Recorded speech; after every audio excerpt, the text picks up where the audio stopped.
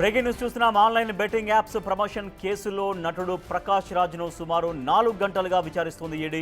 ఈ మొత్తం వ్యవహారంలో ఆయన స్టేట్మెంట్ను రికార్డు చేస్తున్నారు ఎన్ఫోర్స్మెంట్ డైరెక్టరేట్ అధికారులు.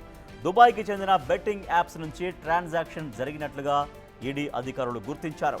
ఇలా వచ్చిన డబ్బును దుబాయ్లోనే పెట్టుబడుల రూపంలో ప్రకాష్ రాజ్ పెట్టినట్లుగా అనుమానిస్తోంది ఈడీ. 5 ఏళ్లలో జరిగిన లావాదేవీలకు సంబంధించి ప్రకాష్ రాజ్ను ఈడీ ప్రశ్నిస్తున్నట్లు సమాచారం. అధికారుల ప్రశ్నలకు సమాధానం ఇచ్చే క్రమంలో తన బ్యాంక్ స్టేట్మెంట్లను ప్రకాష్ రాజ్ సమర్పించినట్లు తెలుస్తోంది. భవిష్యత్తులో ఇంకెప్పుడు బెట్టింగ్ యాప్స్ ప్రమోట్ చేయబోనని ప్రకాష్ రాజ్ చెప్పినట్లుగా ప్రచారం జరుగుతోంది.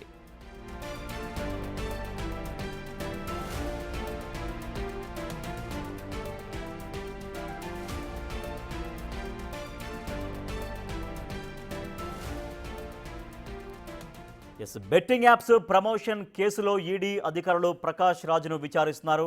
మరింత సమాచారాన్ని మా ప్రతినిధి సాగర్ అందిస్తారు. సాగర్, ప్రకాష్ రాజ్ దగ్గర ఎటువంటి సమాచారం ఇప్పటిదాకా రాబట్టినట్టుగా తెలుస్తోంది? సో గతంలో చేశాను, బట్ మళ్ళీ ఎప్పుడు కూడా బెట్టింగ్ యాప్స్ ప్రమోషన్ చేయను అని ప్రకాష్ రాజ్ చెప్పినట్టుగా ఒక ప్రచారం జరుగుతోంది. సో ఇంకా ఎంతసేపు ఆయన్ని విచారించే అవకాశం ఉంది?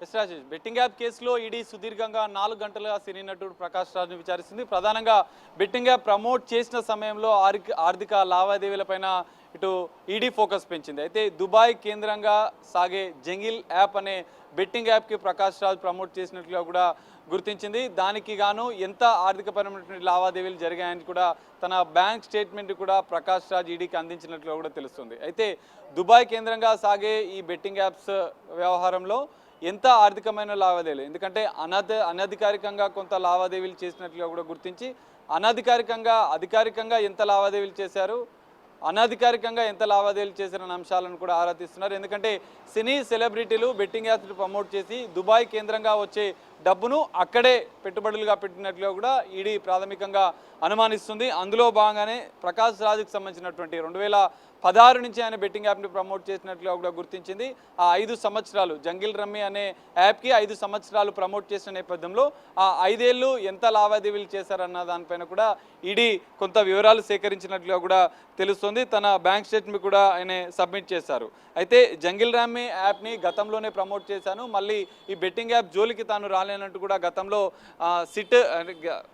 తెలంగాణ పోలీసులు విచారించిన సందర్భంగా కూడా ప్రకాష్ రాజ్ ఒక వీడియోను విడుదల చేశారు. ఇంకా ఎప్పుడు నేను బెట్టింగ్ యాప్స్ ప్రమోట్ చేయట్లేదు, దాన్ని రెన్యువల్ చేసుకోమన్నా కూడా దాన్ని రద్దు చేసుకున్నాను, యువత కూడా బెట్టింగ్ యాప్స్ జోలికి వెళ్ళొద్దంటూ కూడా ఆయన ఒక సందేశాన్ని తన ఇన్స్టా వేదికగా విడుదల చేశారు. అయితే ఈరోజు 4 గంటలుగా ఈడీ విచారణ కొనసాగుతుంది.